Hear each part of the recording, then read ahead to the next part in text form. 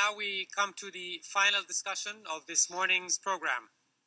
Joining us to discuss the way forward are my colleague Thomas Gass, the United Nations Assistant Secretary General for Policy Coordination and Interagency Affairs.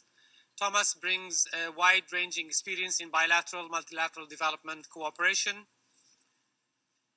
Jackie Pilgrim is an artist, poet, blogger, and self-advocate. She is a member of the board of directors at NAMI Durham, the National Alliance on Mental Illness, and a member of the National Black Disability Coalition. And Dr. Barry Prisant is a speech-language pathologist with 45 years as a researcher and international consultant for individuals with autism. He is also the author of the 2015 book, Uniquely Human, A Different Way of Seeing Autism. And I guess I will be moderating this one. We've taken a lot of information today, the opening session and the 4 moderated discussions. But now is our job to look forward to the road ahead, in particular to discuss how we see the prospects for changing attitudes. Everybody spoke about the need to change attitudes when it comes to the rights of persons with autism. Moment to the Convention on the Rights of People with Disabilities. And just to get your impressions of how widely known it is in the autism community, and how important it is or not to those who are advocating for autism awareness. So Barry, Jackie, any thoughts on this?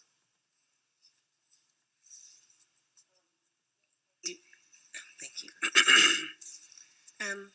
Yes, I do have some thoughts on this. And one, I'm sorry, excuse me. Excuse me. Thank you. One of the things that I have been giving a lot of thought to is being treated with dignity when we are in a situation where we are engaging with police officers and first responders. Dignity is very important. Being looked at and talked to, and not talked over, or talking to a family member or someone instead of speaking to us, which would put us in a situation that we would feel as though our rights are being compromised because we're not being seen as as people, not being treated as a person. So it's very important to, I believe, educate people.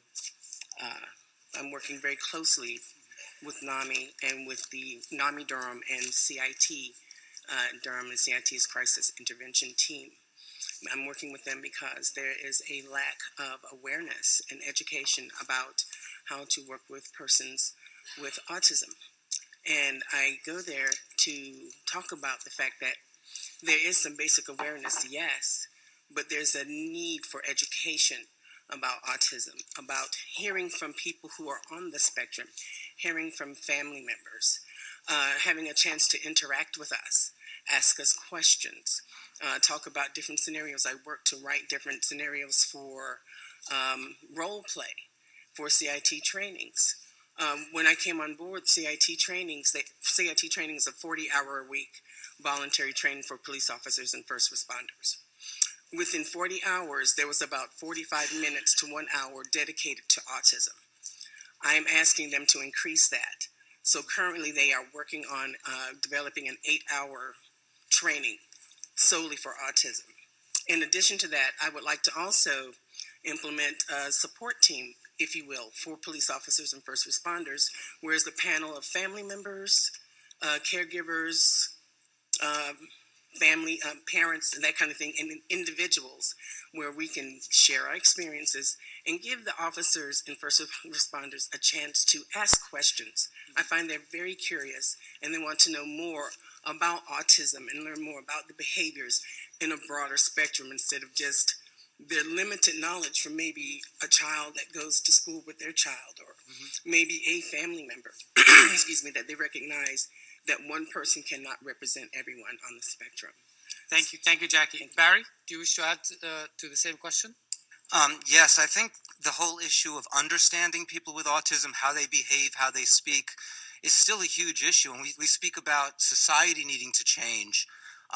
Still within the professional community, there are greatly different attitudes that really contribute to different approaches. So let me give you some specific examples. Let me go back to my doctoral dissertation in the 70s on echolalia, where we demonstrated that this tendency to repeat speech is actually an attempt to communicate in many cases, and is actually a road on the path to language development, whereas we still have people so-called extinguishing echolalia now and telling people on the spectrum that stop that silly talk. The issue of problem behavior was already raised in a very, very positive way from the representative from Poland, in terms of we see that as a way to let us know either I need help or something's wrong here, yet people believe we still need to manage behaviors. And that's probably the predominant approach right now, what's called behavior management, where we see the need is to help people on the spectrum to learn to regulate their own emotions and have strategies to both self-regulate and seek out support from others. So I think the issue is within the professional community here in the United States, as in other places, as well as changing society. Thank you, Barry. Thomas, I'd like to, most of the discussion in the panels mentioned, and a lot of focus was on the convention on the rights of people with disability, but I would like to take it to maybe a wider blueprint or a wider agenda. In 2015, world leaders came to the UN and agreed the 2030 Agenda commitment to leave the Sustainable Development Agenda 17 goals. And within that, of course, the commitment to leave no one behind. That refers to the Sustainable Development Goals adopted, and I think it's a sort of blueprint for ending poverty, reducing inequalities, and saving the planet by 2030. But when we say the goals include that commitment to leave no one behind, how do we put it in the context of today's discussion? As it relates to people with autism and other people with disabilities. How do you see that? Thank you, Maher. And I must say, I'm still touched by everything that I heard here today. I think it was Anita Lesko who said that who reminded us that quiet waters run deep. This event, this meeting has been extremely deep, and I decided to come here without a speech or without notes because I wanted to listen, because I wanted to take this in, what is being said. I'm still processing really what happens. You know, here in the United Nations, people associate the United Nations with these humanitarian heroes, the people who go to faraway places, to places where there are conflicts, where there are humanitarian crises. But the United Nations is first and foremost probably a place where humanity comes to common values and comes to common policies. And this is exactly what has been happening here today with Professor Baron Cohen reminding us from the start that we are failing to protect the human rights of persons with autism. And so it's true. In 2015, in September, the doors of the United Nations were pushed open by civil society, and in a certain sense, this released the emotional intelligence of this organization, which came up with the 2030 Agenda, 17 goals, 169 targets, 230 indicators to measure how we are moving forward towards a shared vision of humanity, towards a vision of how globalization should be, where our humanity should reach. And this 2030 Agenda, as you said, has a sea shift, a paradigm shift in it, which is this commitment to leave no one behind. And that is absolutely crucial because it recognizes that if any significant economic or social or health community is left behind, then our development is not sustainable. It also recognizes that we are interdependent to a level that we've never acknowledged, and that sustainability can never be reached unilaterally. And so I think that within that, the kind of call for action that Professor Baron Cohen, for example, gave, to make sure that we use the space to investigate this violation of human rights, that we use this Autism Day every year to monitor whether we are moving forward. And as you also said, Jackie, that we involve the people with autism to help write this agenda and say what it means to leave no one behind. It's not up to those who are not concerned, but those who are actually concerned who have to help write that agenda. Thank you, Thomas. I couldn't agree with you more.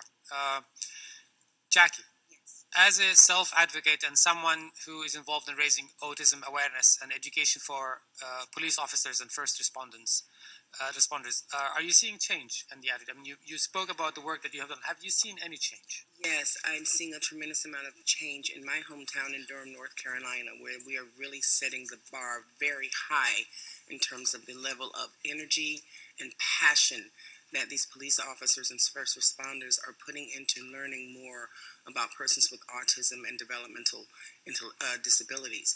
They are very passionate. They ask tremendous questions. They are willing to listen. They want to learn. They're so hungry to serve us better. And I appreciate them allowing me to come on board to share my stories, to bring my son, who's 17, so that he can get a chance to react with them. At the last training, I took my son in because I wanted them to be aware that you could look, people sometimes think that a disability has a certain look. And there may be some behaviors or something, sometimes some tics or whatever, but there's no certain look towards a behavior. We don't have a certain, oh, she's autistic because she moves her hands a lot. It just doesn't work that way. So when I took my son in, who's 17, I sat him in front of the police officers and I gave him a moment just to do his thing and look around the room and fiddle with some paper towels that he had in his hand. And then I told the police officers, right now you can see that my son has some differences, but all it takes is two items like sunglasses or a hat or maybe a lollipop, and I could erase his disability. And right before their eyes, I put a hat on my son, sunglasses on his face, and a lollipop in his mouth, and immediately they could not see his disability. And I want them to be aware of that when they're in a community, that when they're approaching young teenagers or young adults, and they don't respond the way that they expect the person to respond, to take a moment to continue interacting with them, to see if maybe there is a behavior, or maybe that they need longer to answer a question, or maybe they can't hear, anything, to take a moment to think or rethink how you're going to approach a person in the community. Give us time, before reacting in a negative way, so we can have more positive outcomes. Thank you for that, Jackie.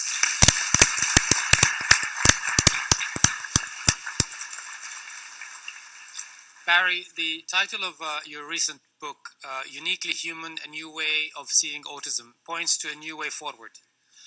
What's the key to this new perspective that you're advocating? I mean, people will still have to buy the book, so it's not going to tell you the whole thing. I would say there are 3 or 4 points that I really tried to make in this book, and it's not my way of seeing things differently. In the book, I really emphasize how much I've learned my whole career from people on the spectrum and from parents as well. So the first, I already alluded to this, and the term we like to use is let's begin to depathologize autistic behavior. I mentioned echolalia. One great example of moving forward is the whole area of so-called self-stims or self-stimulatory behavior. Not too many years ago, some of you may remember, there were many studies in the U.S. about how to use shock or how to use punishment to stop self-stims behavior.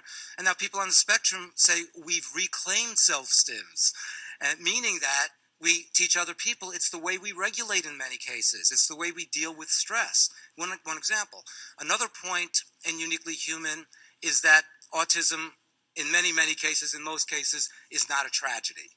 And I want to borrow a quote from Zemi. It was just a beautiful quote. That in Uniquely Human, we say autism is not a tragedy, but as you said, when autism is combined with poverty, ignorance, wrong belief, let me add, a lack of appropriate supports, it may become a tragedy. The third point is that self-determination begins in early childhood. And Dr. Julia mentioned this point as well in terms of her programming, that when we teach children from very early on to make decisions, to protest, to refuse, to have some say in their lives, we can't begin to think about self-determination in the adolescent or adult years as it's too often done right now. And then finally, let's look at ourselves.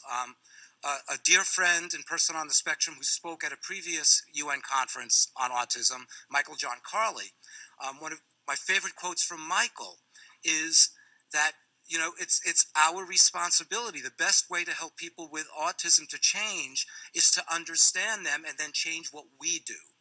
And there's still so much of a focus on we need to change the behavior of people with autism. So those are the major points in Uniquely Human, and we're moving in that direction, but I think we have to have a fast track on many of these points.